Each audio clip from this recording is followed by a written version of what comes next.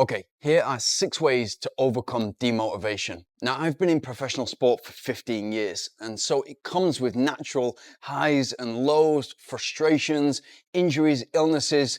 There's going to be points when you're demotivated, but it's how you overcome them that really counts. And I got this in the comments yesterday, and I'm not going to lie to you, it makes me pretty angry, stuff like this. I'm demotivated as fuck. I mean, I feel low. I can't improve my 5K time anymore. My 5K time is 26 minutes. My goal time is 24 minutes. I do strides, tempo runs, interval runs, long runs too. I can run for 10 to 13 kilometers. So I have a little bit of aerobic base too. The thing is, my goal pace doesn't seem fast to me. I mean, my mind feels that turning legs at this speed is not that fast. The only thing is I can't seem to keep this speed for long enough. And I become out of breath after 2.5 or 3K or 12 to 15 minutes at my goal pace. I'm so done. Don't know, all this pain and suffering, I'm not seeing any motherfucking results. Now, granted, that might be you at your worst moment in the day, and all of a sudden you've got online, you've got onto YouTube and you've typed out the comment. I understand that completely. But in these situations, I think about how would I talk to my younger brother or younger sister?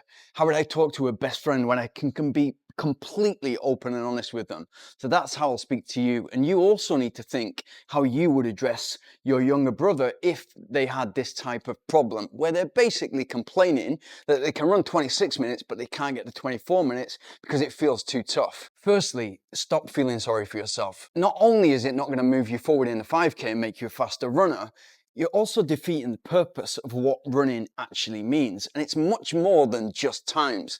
If it was just about getting faster, it would probably be the most boring thing you could possibly do. If it was just about shaving seconds off and not about the whole package of what does running actually mean to you. If you look at a poll that I did yesterday of why do you run to all my subscribers, you cannot read through that list of reasons why people run and not be inspired by it. It gives you great feelings, so read that poll. Improvement isn't linear, and as annoying as that is, it's also really beautiful. If everything you did in running constantly moved you forward, everybody would be moving forward, everybody would be getting faster. Again, I think it would be pretty boring. The beauty of the sport is that it takes setbacks from time to time and it's kind of an upward trend, but you need to deal with those blows. And we all know the big quotes from the Rocky movie. It's not about how hard you can hit, but it's how hard you can get hit and keep moving forward. And that's exactly what this is essentially. And we all know that, and we can all paraphrase that quote, but we don't live by it. The reality is that you're hitting a plateau, or you've hit a plateau. And that happens to beginners and elite athletes. And it's how we deal with it that really makes the difference as who we are as a character. And so you've got to reframe that in your mind. You've got to be extremely grateful that you've taken your running with the current method that you've got, with the strides, the long runs, the endurance, the aerobic base you build in, the intervals. You've taken that as far as you can with your current method. And that's led you to 26 minutes. You've got to be grateful for that. What takes you on that further, and we're only talking 7%, so it's nothing to be moaning about. What takes you on that further 7% might be a different method. So that's exciting. So if I was in your situation, here's what I would do. And here are 6 ways you can get over demotivation. Number 1, gratitude. Now, it's likely if you're on YouTube and you're watching this channel, a lot of my audience is based in either the UK or the US.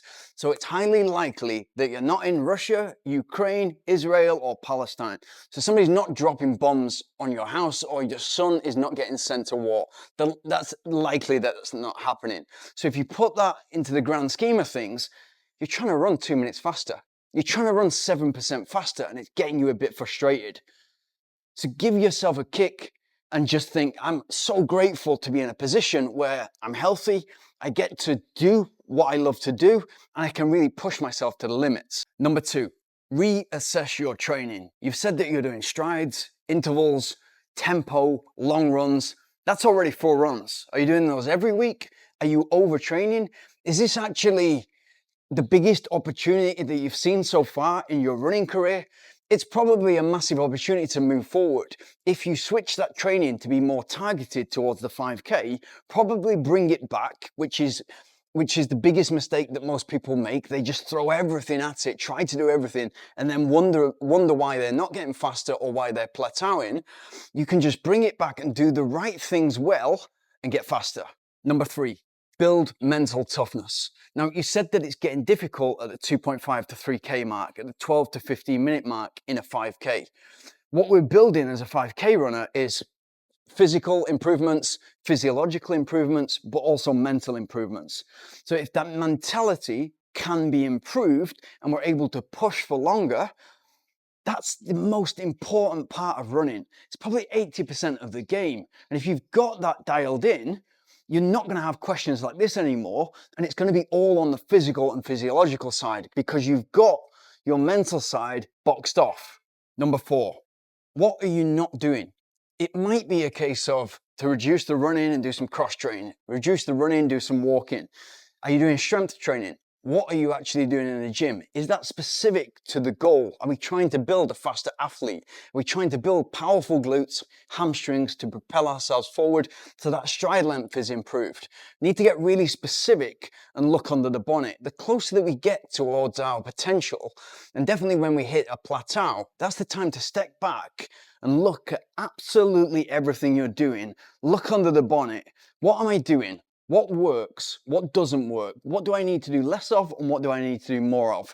And equally, what have I not tried yet that could be just that big thing that opens everything else right? For example, a lot of runners, once they implement a run-specific training plan in the gym and they get stronger, it makes them faster in their intervals. And that makes the rest of their running hell of a lot more easier to do, so that they find themselves faster in the long run for the same effort, faster in a tempo session for the same effort. Everything moves forward. Number 5, celebrate the small wins. Running is a journey and it's about enjoying the process and enjoying the final race. If you're focused solely on the outcome, I see this a lot with marathon runners, 3, 4, 5, 6 month training program, get to the marathon, they don't hit their target by 2 minutes and the whole thing has been a waste of time. It is mind-blowing to think that way, when in actual fact, they've been winning for the last 6 months. That's the celebration and they failed for 99.9% of the race. It's exactly the same with you right now. What you need to focus on is, okay, you're at 26 minutes.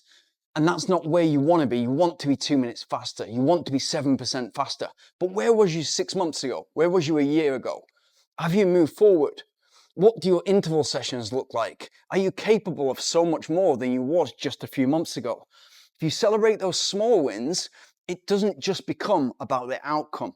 It becomes about the entire process. And it's that falling in love with the process and making it intrinsic and not just about the final outcome, the time, that makes the whole process enjoyable. Number 6, you already know this, but man up and keep going. If it was easy, everybody would be running faster than 24 minutes. And what my high school coach used to say to me, when you think you're not doing so well in a race, look behind you. So often, if you're running a 26 5-minute 5K, there's a lot of people behind you. They would kill for a 26-minute 5K.